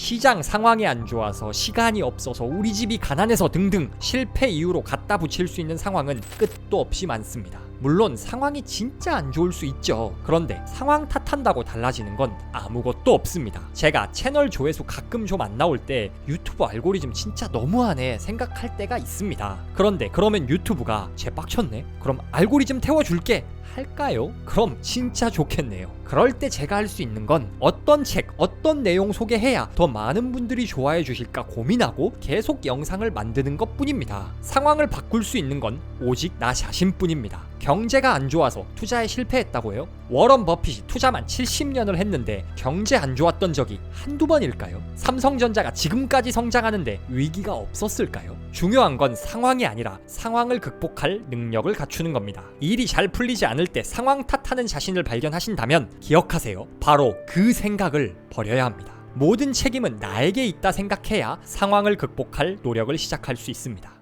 노력해도 인생이 바뀌지 않는 건 성공을 막는 무의식 때문입니다. 자의식 과잉, 목표 없음, 상황 탓을 깨부숴야 인생이 바뀝니다. 그럼 어떻게 해야 무의식을 바꿀 수 있을까요? 핵심은 상상입니다. 김밥 파는 CEO 7천억 자산가 김승호 회장님은 이렇게 말합니다. 우리의 뇌는 우리가 하는 상상이 실제인지 상상인지 구분하지 못한다. 그래서 머릿속에 상상된 생각들은 현실에서 이것을 만들기 위해 주변의 모든 상상들과 일을 한다. 자꾸 상상하면 우리 뇌는 상상을 현실이라 믿고 조금씩 변합니다. 사실 여러분이 가지고 있는 부정적 무의식도 대부분 상상의 결과입니다. 미디어에서 투자 사업하다 망한 사람 이야기를 쏟아내니 투자하면 망하는 상상을 하게 되고 그 결과 실제로는 투자로 망해본 적도 없으면서 투자는 위험한 거야 라는 생각을 갖게 되는 거죠. 우리 뇌는 구조상 부정적 생각에 더 민감하게 반응합니다. 그러니 억지로 긍정적 상상을 하지 않으면 부정편향적인 사람이 될 수밖에 없죠. 이 한계를 극복하기 위해 김승호 회장님은 목표가 생길 때마다 하루에 100번씩 100일 동안 그 목표를 중얼거렸다고 합니다. 난 세계 최대 도시락 회사 사장이 된다. 난 세계 최대 도시락 회사 사장이 된다. 이렇게 매일 100번 목표를 읽거나 썼다고 합니다. 이렇게 100번쯤 반복하면 뭘 하든 목표만 생각나고 목표 중심적인 삶을 살게 됩니다. 저는 솔직히 100번은 못할 것 같아서 매일 아침 2번씩 제 인생 목표들을 노트에 쓰고 하루를 시작합니다. 영상 실적이 잘 안 나오거나 스스로에 대한 불신이 생길 때도 억지로 목표를 쓰며 조금씩 무의식을 긍정적으로 바꾸려 노력합니다. 처음에는 이게 뭐하는 짓인가 싶다가도 점점 내가 저 목표를 이룰 사람인데 이 정도 문제에 좌절하면 쓰나 하는 생각으로 억지로라도 더 노력하게 되더라고요. 목표 100번 읽고 쓰기 외에 상상을 활용하는 또 다른 방법은 확언과 시각화입니다. 웰싱킹 저자 켈리 최 회장님이 강력 추천하는 확언과 시각화는 내게 힘과 확신을 주는 문구들을 큰 소리로 외치거나 이상적인 삶을 사는 내 모습을 상상해보는 의식입니다. 확언과 시각화 방법에 대해선 전에 웰싱킹 편에 자세히 소개했으니 참고해주세요. 당장 실천할 수 있는 또 다른 무의식 개조법은 바로 독서입니다.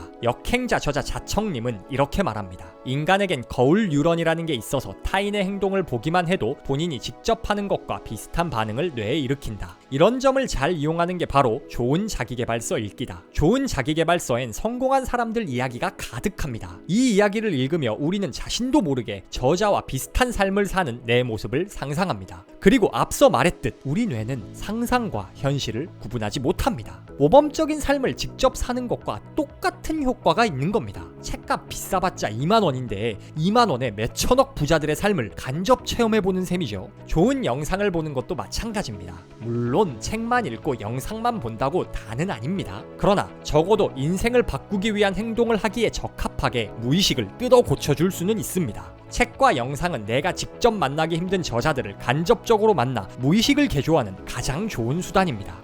우리는 모두 열심히 삽니다. 때로는 너무 힘들어 눈물 날 정도로 말이죠. 그러나 열심히만 산다고 인생이 바뀌지 않습니다. 무의식을 안 바꾸면 아무리 노력해도 인생 안 바뀝니다. 우리 뇌에 깔린 낡은 소프트웨어를 버리세요. 성공을 막는 고정관념, 자의식을 버리세요. 지금껏 살아온 방식이 인생을 바꾸지 못했다면 가장 먼저 성공을 가로막는 신념들에 따라 살고 있는 건 아닌지 점검해야 합니다. 목표를 분명히 하세요. 목표 없이 흘러가는 대로만 사는 방식이 무의식에 새겨져 있으면 아무리 노력해도 제자리일 뿐입니다. 상황 탓하지 마세요. 징징거린다고 달라지는 건 아무것도 없습니다. 상황 때문에 무너지는 사람이 아니라 상황을 극복할 능력 있는 사람이 되세요. 소프트웨어를 업데이트하세요. 상상하세요. 우리 뇌는 상상과 현실을 구분하지 못합니다. 매일 목표를 읽고 쓰고 확언과 시각화로 무의식을 긍정의 언어로 채우고 책을 통해 성공한 이들의 삶을 간접 경험하세요. 이런 상상으로 우리는 뇌를 속이고 무의식을 뜯어 고칠 수 있습니다.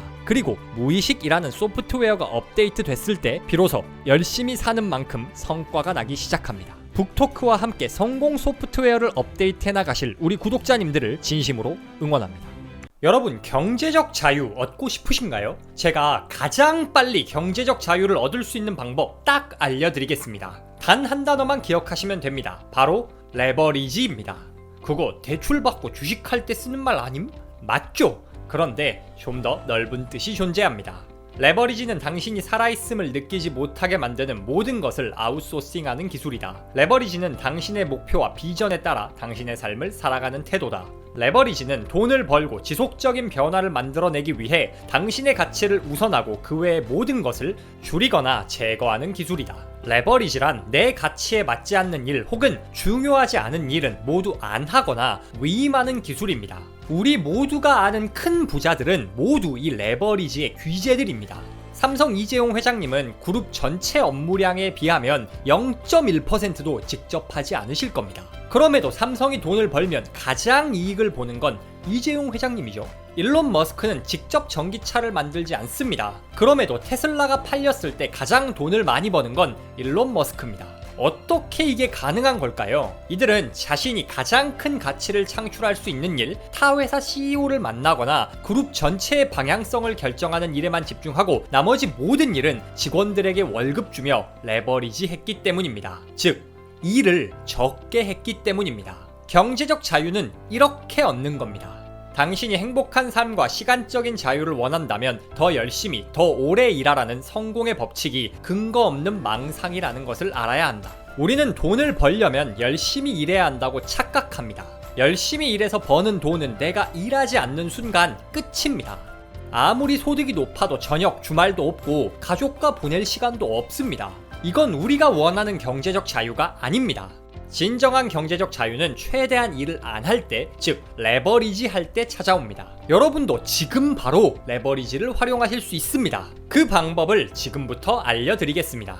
기대되시면 구독, 좋아요, 알람 설정까지 부탁드립니다. 바로 시작합니다. 첫 번째, 시간 레버리지입니다. 경제적 자유를 얻으려면 반드시 투자해야 할 자원이 있습니다. 이 자원은 여러분도 저도 일론 머스크 같은 억만장자들에게도 똑같이 주어집니다. 그건 바로 시간입니다. 그런데 똑같은 시간을 사는데 누구는 가난하고 누구는 경제적 자유를 누리는 이유가 뭘까요? 같은 시간을 살지만 다르게 쓰기 때문입니다.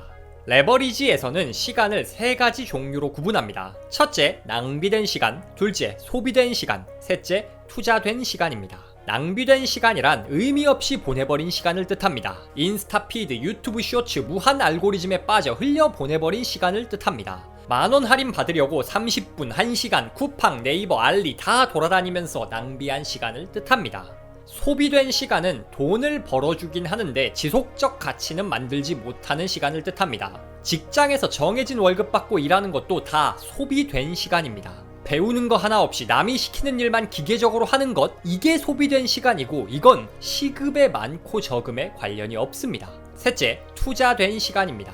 투자된 시간이란 업무가 완료된 이후에도 수익을 올려주거나 레버리지 효과를 일으키는 시간입니다. 아이러니하게 투자된 시간은 당장 수익이 발생하는지 여부와는 크게 상관이 없습니다. 책을 읽거나 운동을 한다? 당장 돈을 벌 수 없죠. 오히려 돈을 쓰게 만들죠. 그런데 이게 지식을 더해주고 더 똑똑하게 만들어서 더 나은 의사결정을 하게 만들어준다면 이건 시간을 투자한 셈입니다. 시간을 레버리지 한다는 말의 의미는 낭비된 시간과 소비된 시간을 줄이고 투자된 시간을 늘리는 걸 뜻합니다. 쉽게 생각하면 의미 없는 인스타 피드, 유튜브 쇼츠, 웹툰, 넷플릭스 보는 시간에 책 읽고 운동하라는 겁니다. 남이 시키는 일만 하지 말고 내 사업을 하고 성장할 수 있는 일을 하라는 겁니다. 야, 그래도 사람이 쉴 때도 있어야지. 혹은 그건 책 읽고 운동할 여유 있는 사람들 이야기고, 아닙니다. 시간 레버리지는 지금 당장 똑같이 쉴 거 다 쉬고 원래 하던 일 하면서도 할 수 있습니다. 가령 유튜브 쇼츠, 인스타를 아무 생각 없이 보면 그건 낭비된 시간입니다. 그런데 요즘은 이런 콘텐츠가 인기 있구나 분석하고 이런 종류의 피드를 보니 물건이 사고 싶어지네? 온라인 마케팅은 이렇게 하는 거구나. 이렇게 분석을 하면 투자된 시간이 됩니다. 여러분이 배달 일을 한다? 이건 먹고 살기 위해 소비된 시간입니다. 그런데 배달 알바하면서 콜이 많이 들어오는 잘 되는 식당은 왜 잘 되는 걸지 고민해보고 어떤 상권이 인기 있는지 관찰하고 아파트 임장을 겸해서 배달 일을 하면 그건 투자된 시간이 되는 겁니다. 일반적인 직장에서도 마찬가지입니다. 사장이 시키는 일만 하면서 어휴 지긋지긋해 하면 이건 소비된 시간입니다.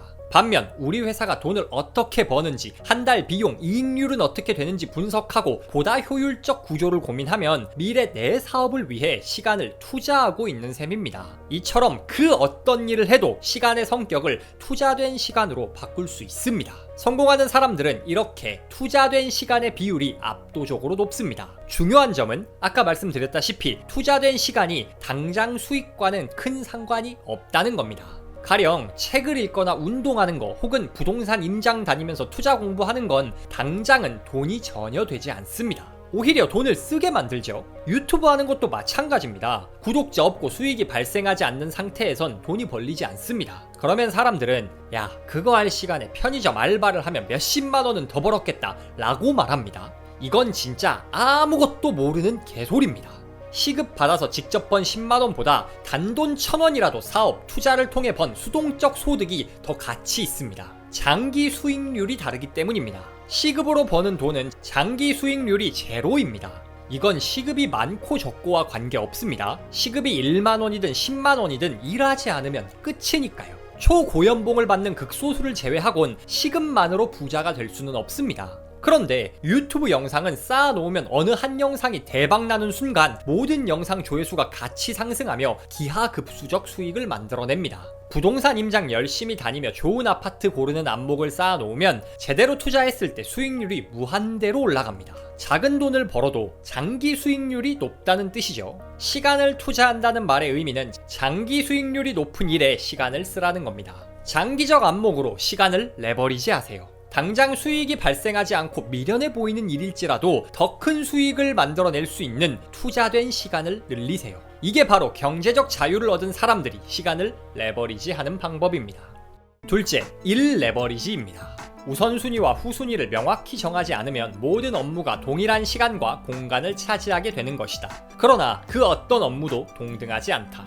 우리가 하는 모든 일은 절대 동등하지 않습니다. 할 일 목록에 있는 수많은 일 중 더 중요하고 더 돈이 되고 더 하고 싶은 일이 있고 반대로 돈도 안 되는데 힘들기만 하고 하기 싫은 일이 존재하기 마련입니다.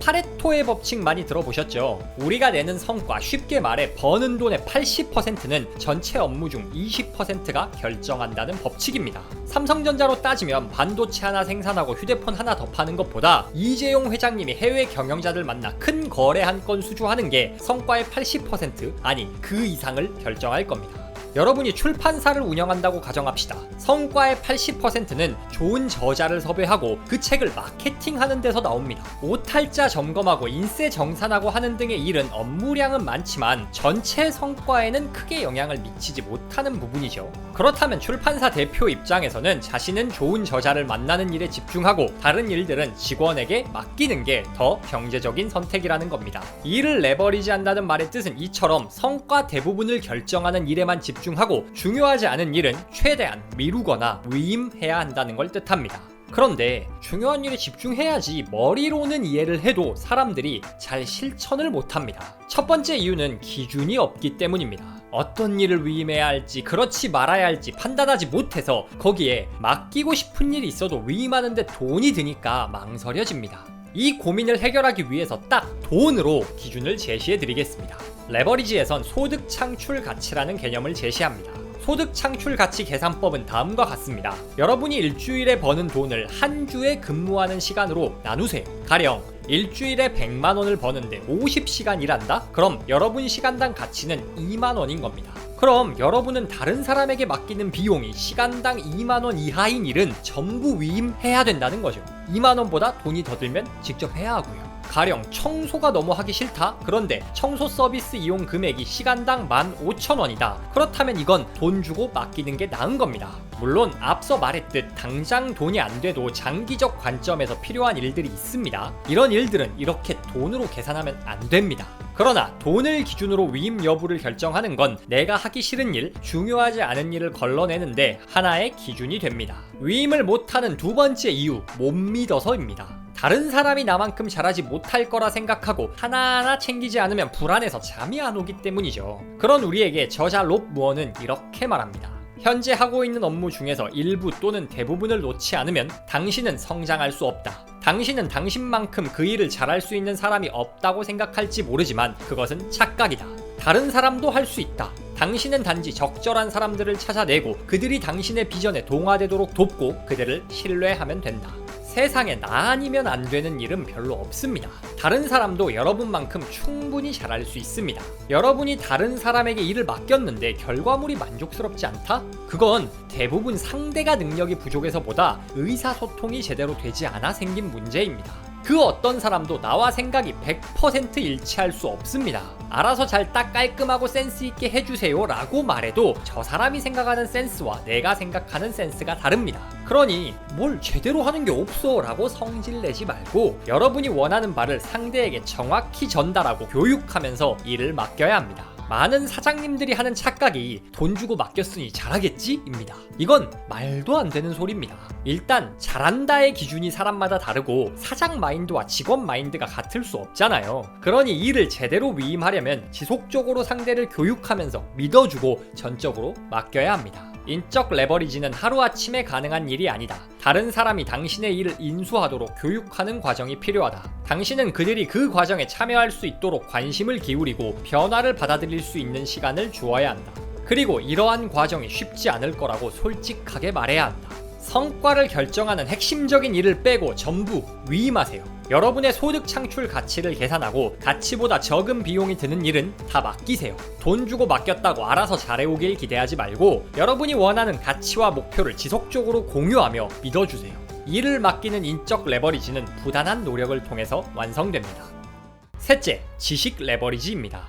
우리 모두를 앞서서 살았던 수많은 사람이 있다. 부모, 학교, 당신을 괴롭히는 사람들로부터 겪는 모든 문제는 전혀 새로운 것이 아니다. 누군가가 이미 겪었던 문제들이다.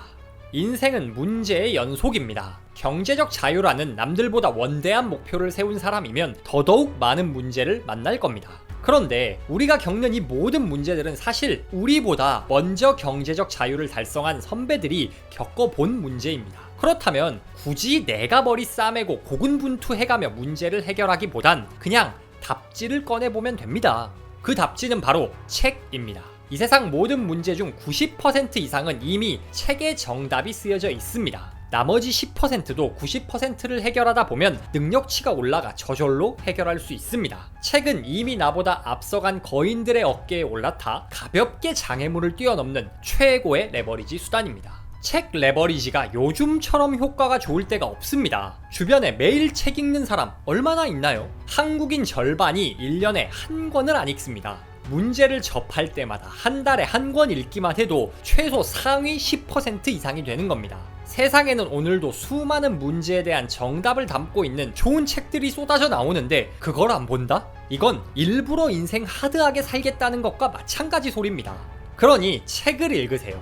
여러분과 같은 분야의 선배들이 쓴 책, 세계적 대가들이 쓴 책을 읽으면 거의 모든 문제에 대한 해답을 얻을 수 있습니다. 결과적으로 책 읽지 않는 경쟁자보다 10배, 100배 더 빨리 갈 수 있습니다.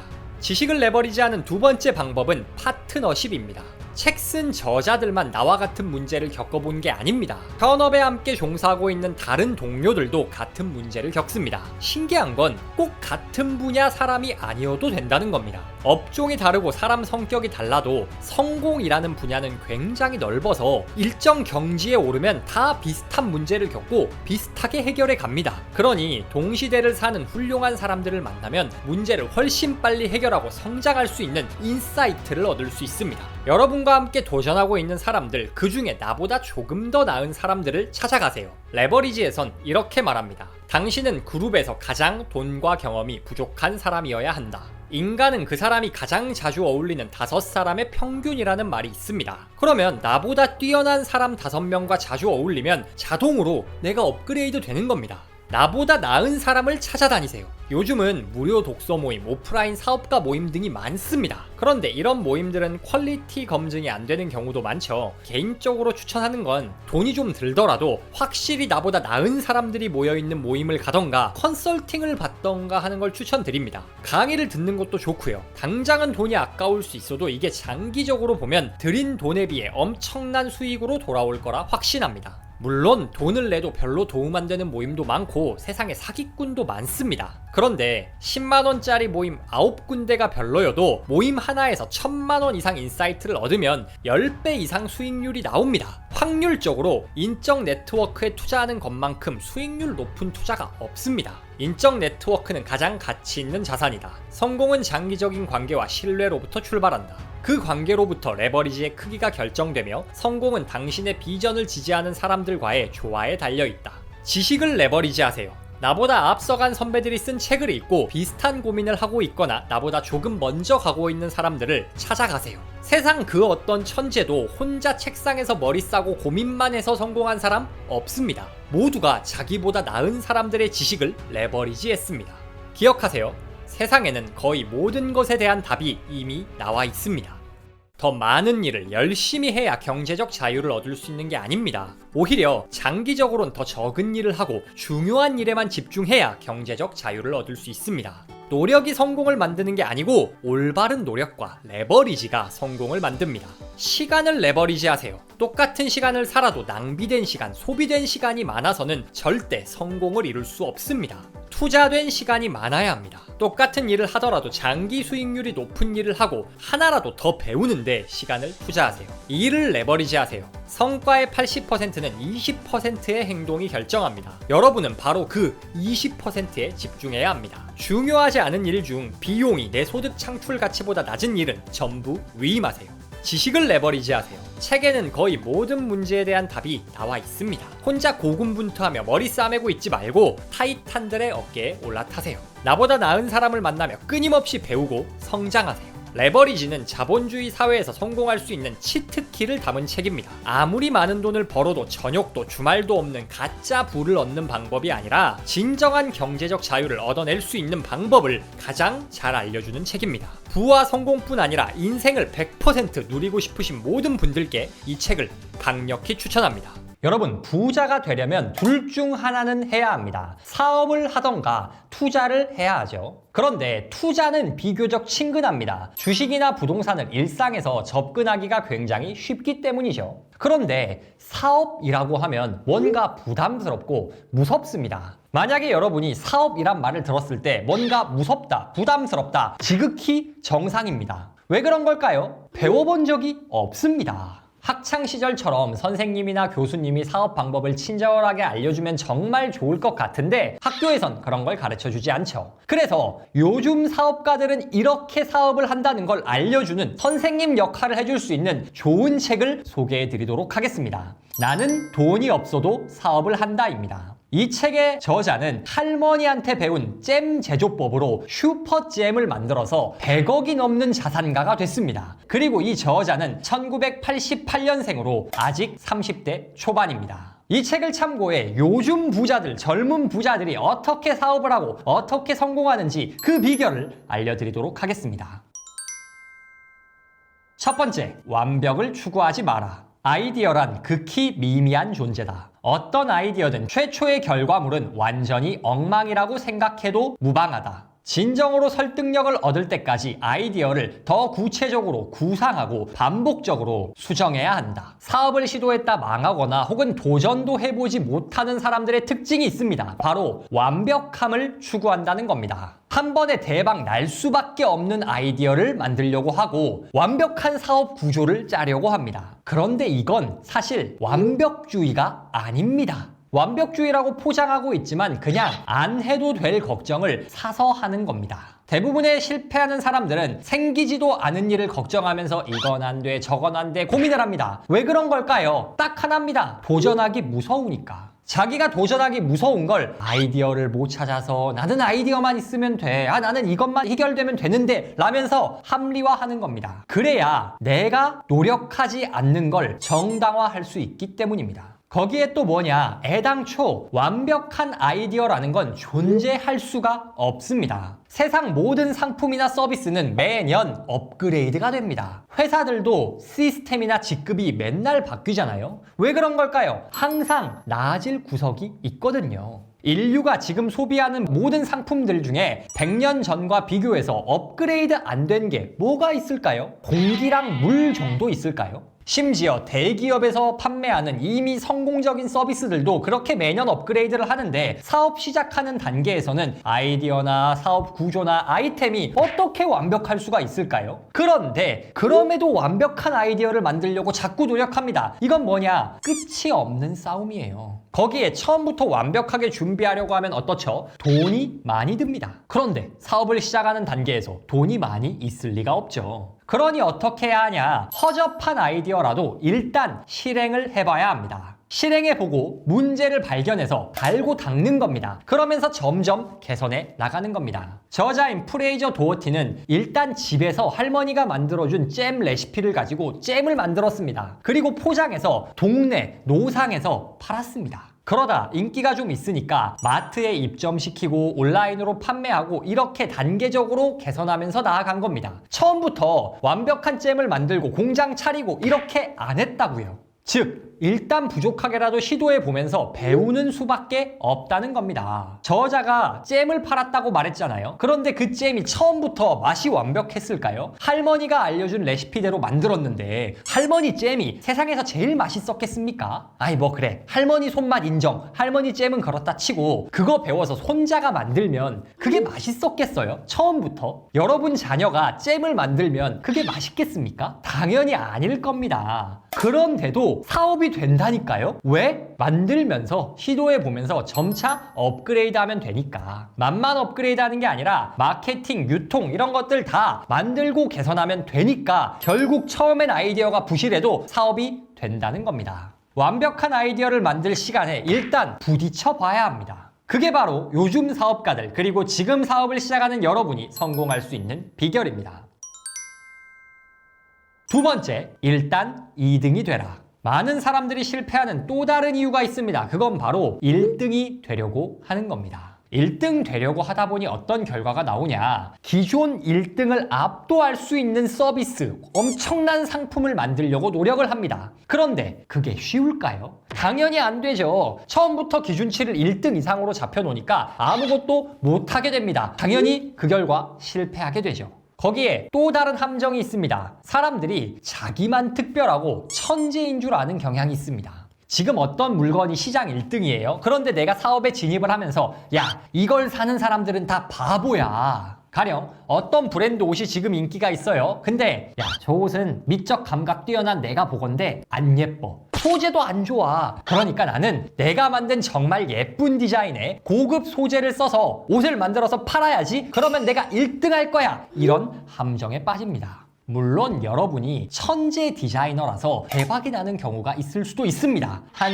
1000분의 1 정도 확률로. 그런데 생각해보세요. 어떤 상품이나 서비스가 시장에서 1등이라는 말은 그만한 이유가 있다는 뜻입니다. 1등들이 시행착오 겪어가면서 시간과 돈을 써서 고객들이 뭘 좋아하는지 그걸 어떻게 만족시킬 수 있는지를 다 연구하고 찾아놓은 겁니다. 그런데 그걸 무시하고 내가 1등보다 잘할 거야, 내가 보기에 제일 멋있는 서비스를 만들 거야 이러면 어떻게 될까요? 당연히 시장의 수요와 맞지 않는 겁니다. 그렇다면 우리가 성공하려면 어떻게 해야 할까요? 방금 제가 이미 답을 말씀드렸습니다. 1등들이 뭐 했다고요? 돈과 시간을 써서 뭐가 잘 팔리는지를 다 찾아놨다고요. 우리는 그러면 그거 그대로 따라가기만 하면 되는 겁니다. 경쟁사에서 이미 작업을 다 해놨는데 처음부터 다시 파악할 이유가 없지 않은가? 경쟁사를 무료로 연구개발을 수행하는 부서쯤으로 여겨야 한다. 기업을 신속하게 키우려면 경쟁사가 이미 이뤄놓은 성공에서 영감을 얻기를 주저하지 말라. 성장을 위한 가장 빠른 방법은 바로 모방입니다. 모방하라는 게 표절을 하라는 말이 아닙니다. 모방 이퀄 표절로 생각하시는 분들이 있던데 아니에요. 아이폰이 최초의 터치 스크린을 만든 핸드폰이라고 치면 삼성이 그거를 모방 안 하고 자판 달린 폴더, 슬라이드 폰만 계속 만들고 있으면 될까요? 아니잖아요. 마라탕이 인기가 있습니다. 그러면 마라 떡볶이, 마라 곱창, 마라맛 과자 뭐 이런 거 만들면 안 되나요? 아니잖아요. 모방이란 이런 겁니다. 핵심이 뭔가요? 경쟁사에서 이미 뭐가 인기 있는지 찾아놨어. 그렇다면 괜히 뭐 자기가 천재인 줄 알고 세상에 없는 것 만들려고 하지 말고 인기 있는 것을 만들라는 말입니다. 그래서 우리의 목표는 뭔가요? 이미 인기 있는 시장 안에서 1등을 모방해 2등이 되는 겁니다. 저자인 도허티도 처음부터 잼 사업 1등한 게 아닙니다. 현재 마트에서 제일 잘 팔리는 잼이 뭔지 보고 그 제품을 모방해서 포장을 만들고 디자인을 만들고 해서 빠르게 성장할 수가 있던 거죠. 큰 꿈을 안고 사업을 하면은 야, 나 1등 할 거야 라고 무리하게 도전하는 경우가 많습니다. 1등 해야죠. 그런데 처음부터 하지 말고 일단 2등이 되자. 그 다음 1등과 비벼볼 만한 사이즈가 됐을 때 1등이 되려고 시도해야 하는 겁니다. 일단 1등을 모방해서 빠르게 2등이 되어야 하는 거죠. 여러분이 사업하고 싶은 분야가 있으신가요? 가령 자기계발 유튜브를 하고 싶으신가요? 그러면 자기계발 유튜브를 제일 잘하는 사람을 모방하시면 됩니다. 다시 한번 모방하라는 게 썸네일, 제목, 내용 그대로 베끼라는 게 아니에요. 그 사람이 어떤 주제를 다루는지를 참고하라는 겁니다. 요식업을 하고 싶으세요? 그렇다면 그 동네 상권에서 제일 인기 있는 식당의 메뉴, 가격, 운영 방식을 참고해서 디벨롭 하시면 됩니다. 그렇게 일단 2등이 돼야 됩니다. 2등만 해도 충분히 성공적인 사업이 될 뿐더러 일단 2등이 되어야 1등을 노려볼 수 있습니다. 요즘 사업가들의 마지막 성공 비결, 하나의 메시지를 전하라입니다. 모든 사업은 결국 뭔가를 파는 것입니다. 무언가를 팔려면 어떻게 해야 하나요? 고객을 설득하는 작업이 필요합니다. 시장에 많고 많은 제품이 있지만 저희 거 사주세요 라고 설득이 돼야 되는 거죠. 그런데 문제가 있습니다. 사람들은 설득하려고 너무 많은 말을 합니다. 저희 제품을 사야 할 이유가 10가지나 됩니다 라는 메시지를 던지는 사람들이 많다고 그는 지적했다. 저메이는 브랜딩의 핵심은 제품을 구입해야 할 뚜렷한 이유를 선택해 그 메시지를 전달하는 데 온 시간과 에너지를 투입하는 것이라고 강조했다. 1대1로 만나서 물건 팔고 설명하는 거라면 몰라도 특히 이 영상을 보시는 여러분은 온라인 사업을 많이 생각하고 계획하실 겁니다. 그렇다면 텍스트, 이미지, 영상을 통해서 제품을 판매하는 게 되겠죠. 그런데 텍스트, 이미지, 영상이 너무 길고 하는 말이 너무 많다면 사람들이 그걸 보고 구매를 할까요? 안 합니다. 인간은 복잡한 거를 구조적으로 싫어합니다. 뭐 하나에 집중해서 이해하려고 머리 쓰는 것도 싫어합니다. 특히 쇼폼 소비에 익숙해진 온라인 환경에서는 더더욱 그렇죠. 자, 그런데 나이키가 운동화 팔려고 어떻게 광고하는지를 생각해 보세요. 우리 운동화 밑창은 뭐 어떤 소재로 만들어서 충격 흡수가 어떻게 돼서 막 관절에 좋아요. 그리고 우리 운동화는 디자인이 현대적이고 어쩌고 저쩌고, 우리 운동화를 신으면 운동 잘해 보이고, 뭐 이렇게 다 말하나요? 아닙니다. 딱 한마디 하죠. Just do it. 즉 이것저것 메시지 던지려고 하지 말고 딱 한마디를 정하라는 겁니다. 북토크 채널에서 이것저것 책을 많이 소개하죠. 그런데 채널에 들어와 보시면 제가 동기부여 영상도 하고 자기계발서 내용도 요약하고 심리 서적도 다루고 가끔 제 개인 경험 이야기도 하고 뭐 이렇게 구구절절 설명해 놨나요? 아닙니다. 제 채널 딱 처음 들어와 보시면 한마디 있습니다. 당신의 성공을 돕는 책 이야기. 이것만 써 있습니다. 즉 메시지를 간결하게 정한 거죠. 여러분이 아기 옷을 판매한다고 가정해 보겠습니다. 그러면 뭐 우리가 천연 재료를 사용하고 디자인이 예쁘고 어쩌고 저쩌고 설명이 많아집니다. 이런 거 내용 물론 좋죠. 그런데 사람들이 안 본다니까요. 그럼 어떻게 해야 하냐? 딱 한마디 하시면 됩니다. 엄마의 마음으로 만들었습니다. 끝!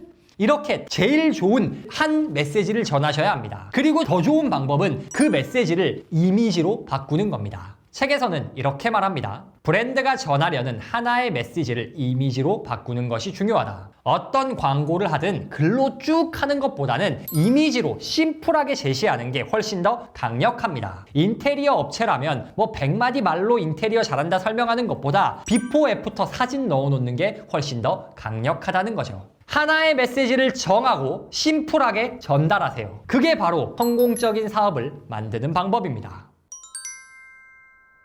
오늘은 나는 돈이 없어도 사업을 한다를 참고해 30대에 100억 자산을 이룬 요즘 사업가 프레이저 도허티의 사업 비결에 대해 이야기해봤습니다. 첫째, 완벽을 추구하지 마라. 완벽함은 노력하지 않음에 대한 변명일 뿐이고 세상에 존재할 수 없는 허구일 뿐입니다. 완벽이 아닌 부족한 아이디어도 일단 시도하세요. 일단 2등이 되세요. 세상에 내 마음대로 해서 혹은 처음부터 1등을 뛰어넘으려고 해서 잘 되는 경우는 별로 없습니다. 지금 시장에서 1등하는 것들에는 분명 이유가 있습니다. 일단 모방하고 디벨롭해서 2등이 되세요. 1등이 되는 건 그 다음입니다. 하나의 메시지를 전하세요. 우리 제품은 이게 좋고 저게 좋고 수십 개의 메시지를 전해도 사람들은 안 봅니다. 딱 하나 가장 강력한 메시지를 효과적인 이미지로 전할 때 여러분의 사업이 번창하는 것을 경험하시게 될 겁니다. 오늘도 북토크와 함께 한 걸음 더 성장하신 여러분을 진심으로 응원합니다.